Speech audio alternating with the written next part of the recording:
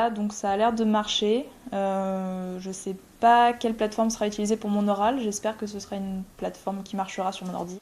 Les essais semblent un peu compliqués à moins de 72 heures de l'examen. Marielle Bram passera son premier partiel de fin d'année lundi. Un oral adapté au confinement, à distance, en visioconférence.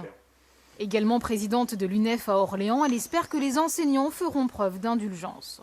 Si on a un oral à passer et qu'on se retrouve dans une famille très nombreuse avec des enfants qui courent partout, c'est évidemment des conditions différentes d'étudiants qui peuvent être seuls dans un environnement assez confortable.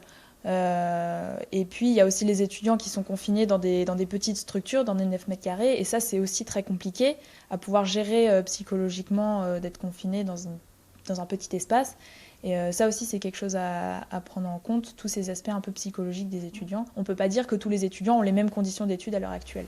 Un contexte qui devrait être pris en compte pour le président de l'Université d'Orléans. Il a appelé les équipes pédagogiques à la bienveillance. Il y a eu au cours de toutes ces semaines en fait un contact étroit entre les enseignants et leurs étudiants. Les enseignants connaissent bien aujourd'hui la situation de chacun de leurs étudiants. Et donc je suis sûr de pouvoir compter effectivement sur cette compréhension que nous attendons d'eux dans l'appréciation qui sera faite de la façon dont ils ont effectivement répondu à leurs questions, à leurs attentes lors des examens. Des examens dont le contenu a aussi été adapté pour limiter les fraudes. À l'oral ou à l'écrit, mais toujours à distance, les épreuves universitaires doivent se dérouler jusqu'à la fin du mois de juin.